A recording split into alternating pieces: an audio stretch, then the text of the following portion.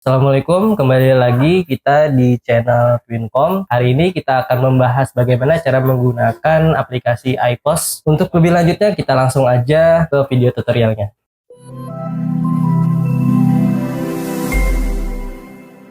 Di sini saya akan mentutorialkan bagaimana cara awal menginstal aplikasinya. Bagi kalian yang masih belum punya aplikasinya, kalian bisa masuk ke Google Chrome.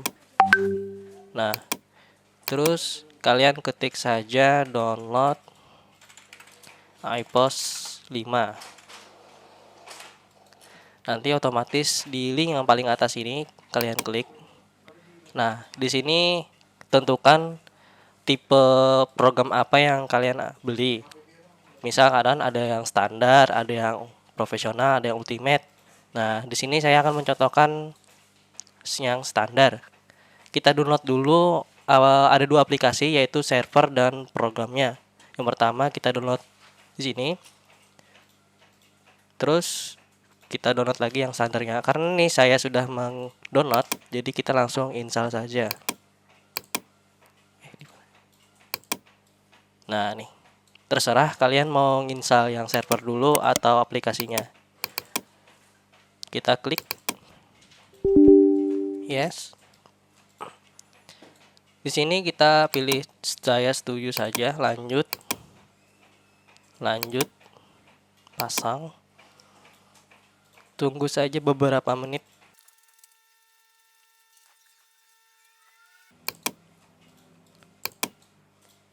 Oke, jika sudah selesai install servernya, baru kita install aplikasinya.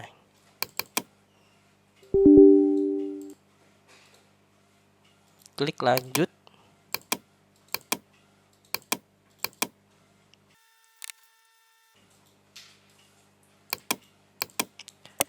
Nah, ini adalah tampilan program aplikasi iPos 5-nya. Kalian bisa klik program ini. Untuk awalan tampilannya seperti ini, dia masih kosong. Kalian buat dulu yang namanya database. Database ini buat penyimpan data-data program kalian. Nah, di sini namanya terserah, bisa nama toko kalian atau nama-nama perusahaan perusahaan kalian juga bisa. Contohnya aja di sini kita nama database-nya belajar. Setelah selesai dibuat, kita klik. Nah, untuk user passwordnya bawaan di sini sudah tersedia yaitu admin dan passwordnya itu adalah admin.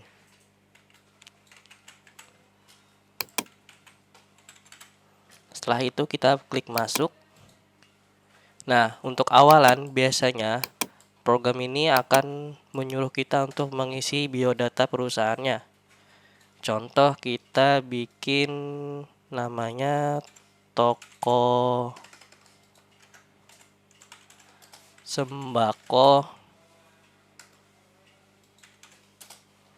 toko PAUD, toko apa ya namanya? Sembako Jaya. Untuk alamatnya kita bisa kasih Jalan Panglima Batur, Banjarbaru. Untuk nomor teleponnya bisa kalian isi nomor telepon kalian sendiri dan tentukan periode awal pencatatannya ini biarkan saja otomatis. Kalau sudah pilih selesai.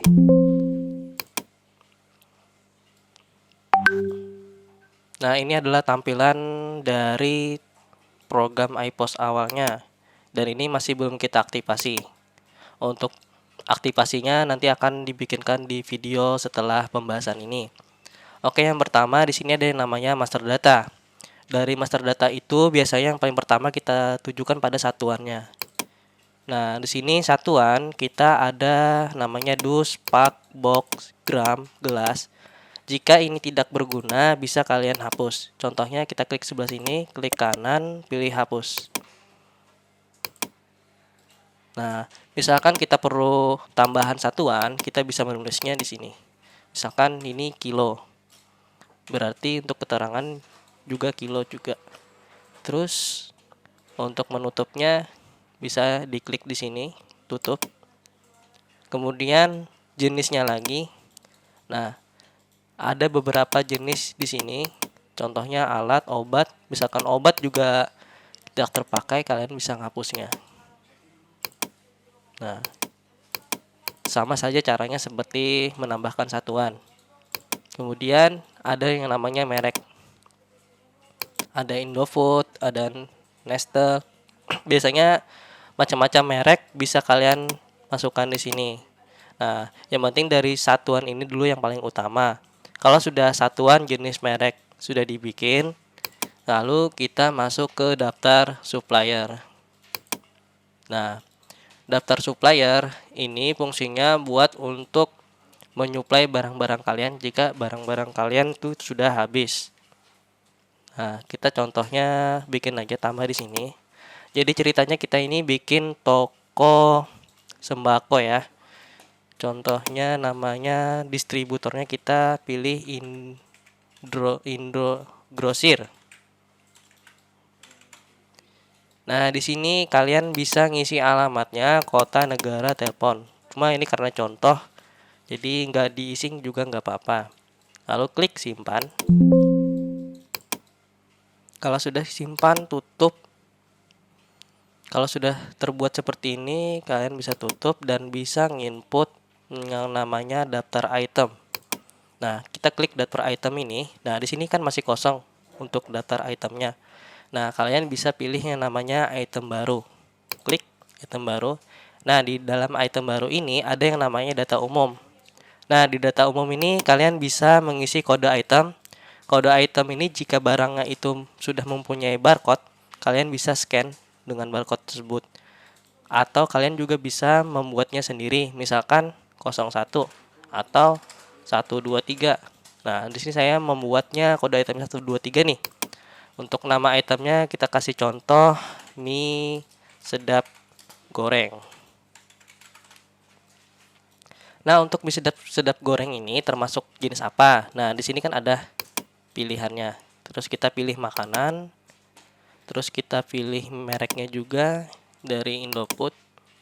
Jika jenisnya ini kalian belum ada, kalian bisa juga nambah dari sini. Sama saja caranya. Nah, jika sudah selesai 1, 2, 3, 4 ini, baru kalian pilih satuan harga dan jual. Dalam satuan harga dan jual ini, kalian bisa menentukan itu berdasarkan satu harga, berdasarkan satuan, berdasarkan level harga, berdasarkan jumlah. Nah, untuk tipe yang kita bikin ini rekomendasi saya berdasarkan satuan. Karena dalam satu benda ini kita juga bisa menjualnya dalam bentuk dus. Nah, jadi yang pertama satuan yang paling kecil dulu kita bikin. Misalkan pieces. Nah, dalam satu pieces convertnya memang 1. Terus untuk harga pokoknya ini adalah harga modal kita. Contoh, dalam satu pieces ini harga modalnya adalah 2000. Kemudian untuk kita jual ke konsumen itu harganya 3000. Nah, kemudian kita juga bisa menjual per dusnya.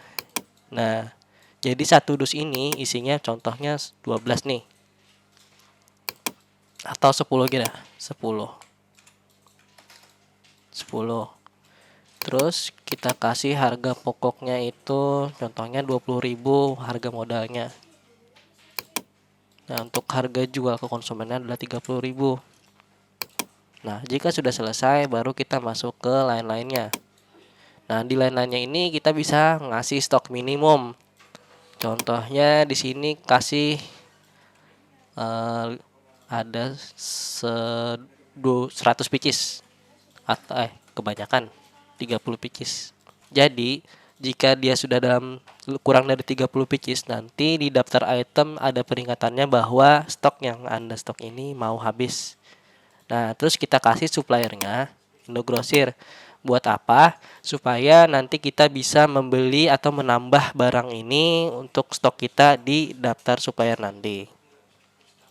Jika sudah, kalian juga bisa ngasih gambarnya di sini. Nah, pilih aja gambar yang sudah disediakan. Jika sudah, klik simpan. Di sini ada input item baru yang data kosong atau selesai input data item. Contoh kita selesai input data item. Nah, di sini sudah tersedia nama item yang kita buat. Namun stoknya masih kosong. Bagaimana cara ngisi stoknya ini? Nah, untuk mengisi stoknya ini kita masuk ke fitur pembelian. Maaf salah. Di persediaan. Nah, di persediaan ini ada yang namanya saldo awal item. Nah, saldo awal item ini adalah barang yang sudah ada di toko kalian tersebut. Contohnya kalian sudah membeli berbagai macam-macam barang yang ada di toko, bukan barang yang baru datang. Artinya barang itu adalah modal pertama kalian. Jadi untuk saldo awal ini hanya sekali buka toko saja untuk diinsalnya, untuk di inputnya. Contoh kita tadi sudah mengisi yang namanya mie sedap. Nah, kalian bisa klik kode item di sini. Kalian bisa scan barcode-nya atau bisa ketik namanya. Misalkan saya tadi bikinnya mie. Klik enter, keluar mie-nya. Nah, kalian bisa nginput langsung per piece atau per dus. Biar gampang, biasanya kita langsung klik per dus. Nah, ini sudah kita klik per dus.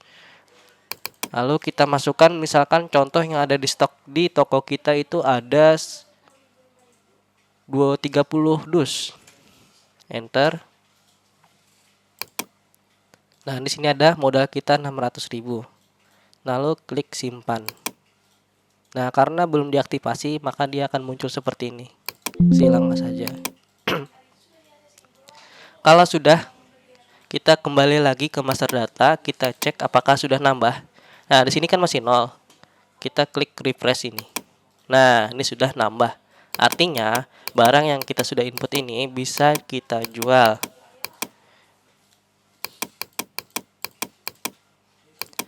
Terus bagaimana kita cara menjual item ini? Nah, untuk penjualannya bisa kita langsung ke fitur penjualan ini.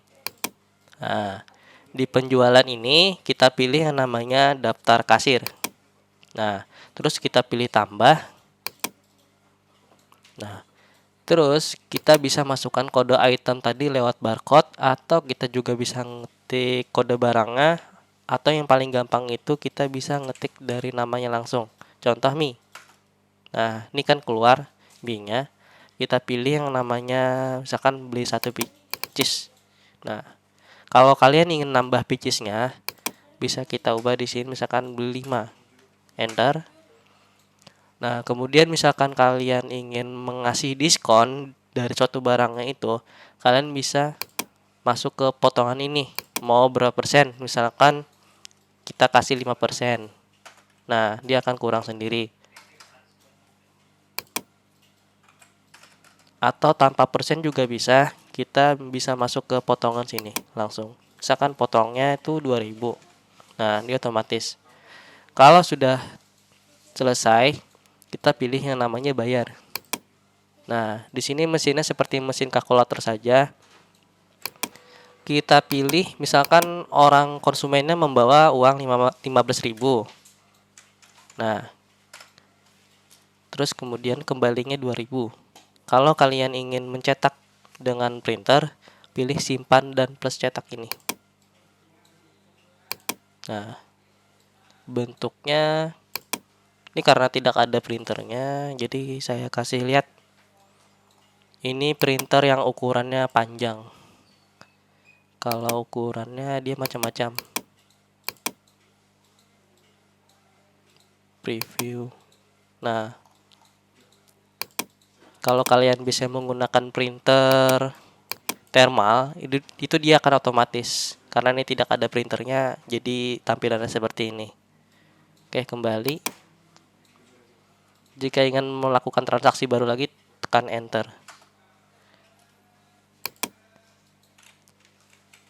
Oke, kalau sudah selesai untuk penjualannya ini, kalian bisa juga untuk menambahkan. Nah, ini kan tadi hasilnya masih 30 nih. 30 stok, 30 dus. Kita refresh, apakah dia berkurang? Nah, ini sudah berkurang. Terus pertanyaannya, gimana kalau sudah item kita ini habis? bagaimana cara ngisinya. Untuk cara mengisinya, kita tidak perlu lagi masuk ke pembelian tadi di saldo awal. Ini nggak perlu lagi karena ini cukup satu kali buka toko saja. Jika sudah itu, kita langsung isi daftar stoknya ini lewat pembelian. Caranya gimana? Caranya kita masuk ke pembelian. Nah, dalam pembelian ini ada namanya daftar pembelian. Klik, lalu kita masuk tambah. Nah, di tambah ini kita pilih dulu nama supplier yang kita buat tadi. Nah, ini sudah kita bikin namanya Indogrosir. Nah, setelah itu kita masukkan kode itemnya. Kita pilih mie aja. Nah, setelah muncul, kita misalkan barang yang datang nih, contohnya mie. Ada barang yang datang itu 12. Enter. Setelah itu kita klik yang di sini. Nah, di sini ada 240.000 hitungannya kredit. Nah, kalau kalian tidak kredit atau piutang sama distributor, kita harus menolkan yang ada di kredit ini. Caranya kita ketik aja 240.000. Nah, sampai dia 0, baru kita simpan. Nah, kalian juga bisa ngisi keterangannya. Di sini saya nggak usah nulis keterangannya, langsung aja simpan. Oke, kalau sudah, kita masuk ke masa data lagi, kita lihat. Nah, ini masih stoknya masih sama nih. Kita refresh. Nah, dia akan otomatis nambah. Jadi itu untuk caranya kalian nambah stok kalian jika sudah melakukan yang namanya persediaan yang ada di saldo awal tadi. Jadi tidak perlu lagi ke sana. Kalian langsung ke pembelian saja. Nah, terus ada juga pertanyaan, misalkan barang itu masih belum kita stok. Jadi nggak ada kita pernah stok tuh bagaimana? Nah, untuk barang seperti itu, kalian sama saja bikin saja langsung. Misalkan saya bikin mie soto Banjar. Nah, ini kan masih belum ada pernah di stok atau barang yang baru lah masuk ke toko kita. Terus kita seperti biasa isi saja. Terus kita isi satuannya berdasarkan satuan. Terus pilih yang paling kecil dulu, which. Terus harga pokoknya kita samakan aja 2.000. Harga jualnya 3.000. Terus kita kasih dus jika ada yang ingin beli per dus. Satu dus isinya 10 pieces. Terus harganya 20.000. Harga modal. Terus untuk harga jualnya ke konsumen itu adalah 30.000. Nah, ini sudah selesai. Tinggal pilih lain-lainnya, kita kasih stok minimum juga boleh.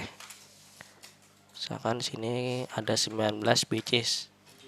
Terus nama suppliernya Indogrosir. Klik simpan. Selesai input data item. Nah, jika sudah seperti ini, kalian tidak perlu lagi masuk ke persediaan karena ini barang yang belum pernah kalian stok. Jadi masuknya langsung ke pembelian, daftar pembelian, terus klik tambah seperti yang tadi, klik dulu suppliernya dari mana. Terus pilih barang yang tadi. Oke, soto Banjar kita pilih dus. Terus jumlahnya kita kasih masuk itu ada 30 dus.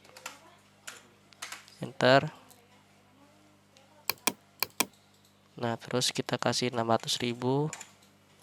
Simpan. Nah,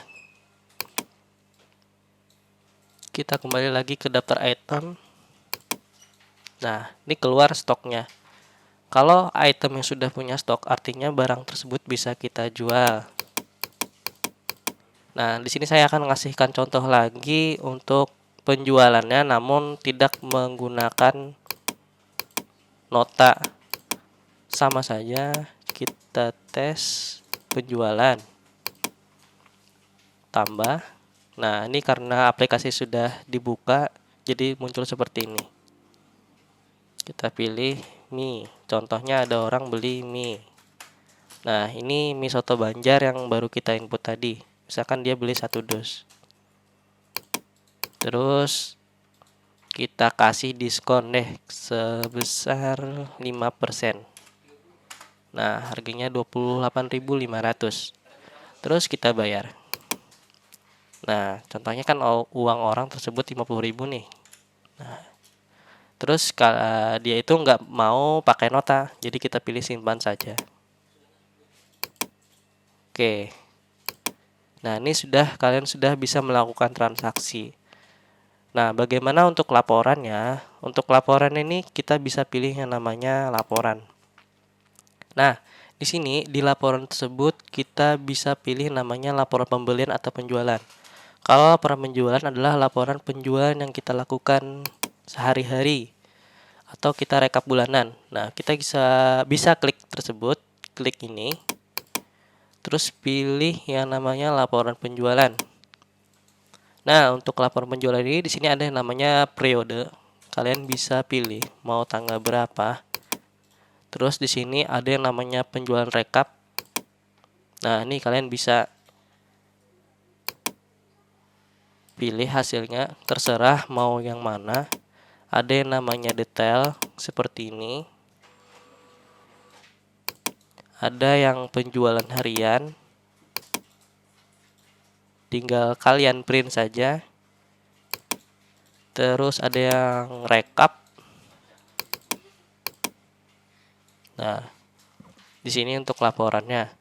Kemudian untuk laporan pembelian sama saja. Nah, di sini laporannya ada yang rekap,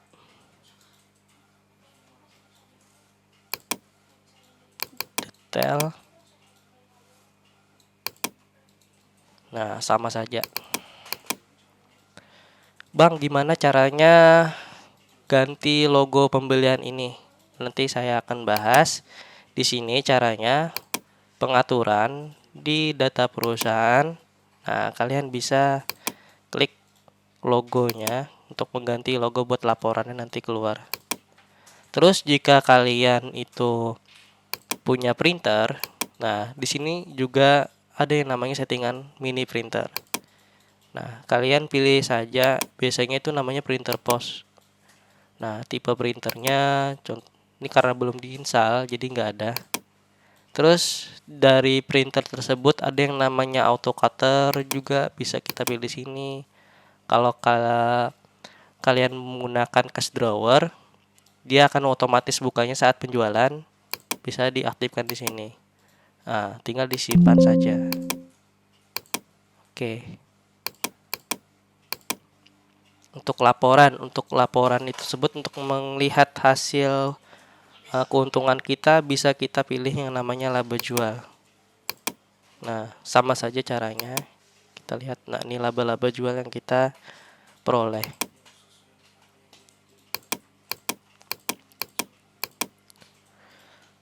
Untuk membuat akun, di sini ada yang namanya hak daftar user akun. Nah, kalian juga bisa membuat akunnya sendiri untuk siapa tahu kalian punya karyawan atau apa, bisa kalian bikin akun sendiri di sini.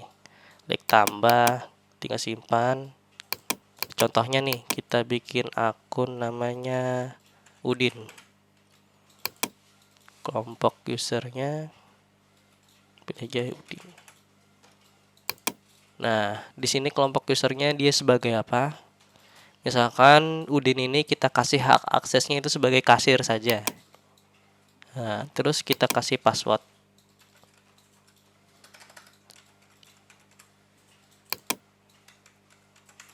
Simpan. Nah, ini untuk akun Udin sudah kita buat. Nah, sekarang kita coba logout.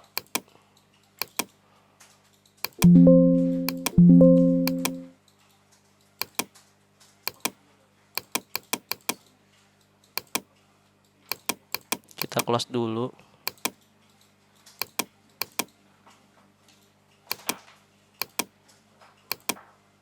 Nah, kita coba Udin.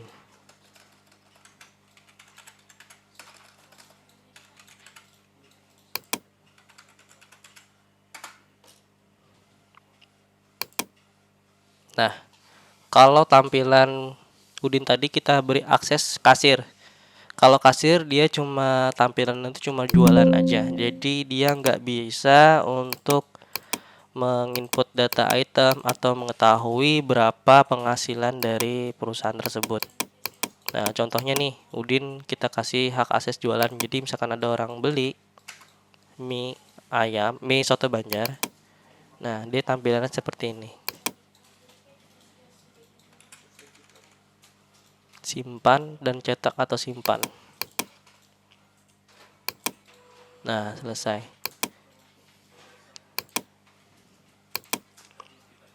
Kalau kalian ingin menutup kembali ke administrator, kalian bisa lakukan namanya keluar, masuk lagi ke aplikasinya.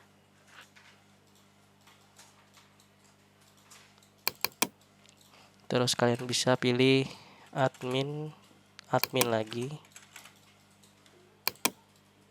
Nah, ini kembali lagi ke tampilan awal pembelajaran kita tadi. Nah, di data user ini juga kalian bisa memberi hak aksesnya. Nah, ini contohnya. Misalkan administrator kita kasih hak akses di pembelian. Nah, nih pesanan dapat mengubah jumlah terima kita kasih. Jadi dia sudah bisa mengakses semuanya. Bisa kita custom di sini.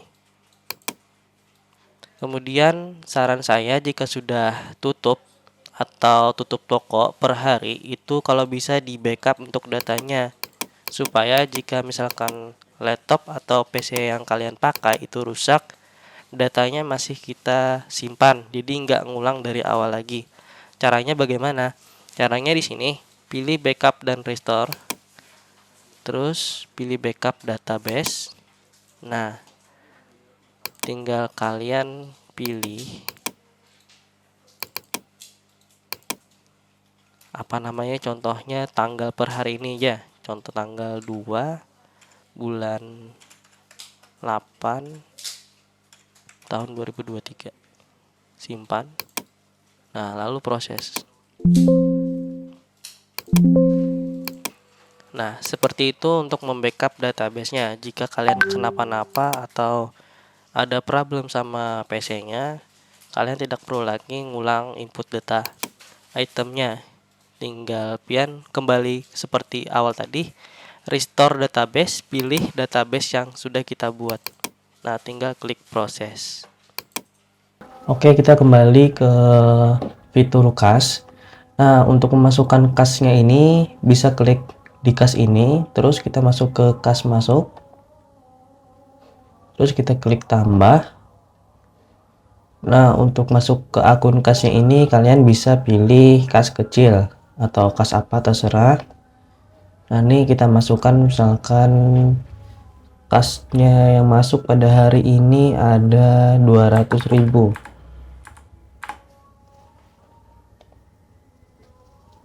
Masuk ke akun kas kecil, kode akunnya kita pendapatan jual hari ini.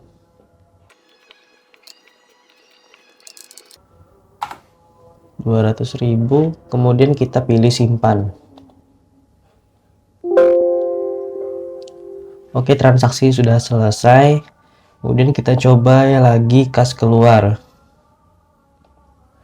Di kas keluar ini kita ambil contoh, kita ambil kas dari kas kecil tadi, terus jumlahnya kisaran 100.000. Terus pilih kita bayar biaya listrik. Terus tuh pilih 100.000. Kemudian kita simpan.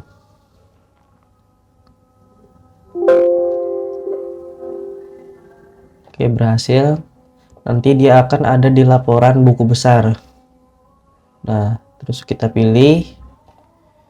kas kecil lalu diproses. Nah, ini untuk hasil laporannya. Oke, terima kasih sudah menonton video ini. Mungkin bagi teman-teman yang masih ingin bertanya-tanya, bisa komen di bawah video ini atau tunggu video kelanjutan dari video ini. Sekian dan terima kasih.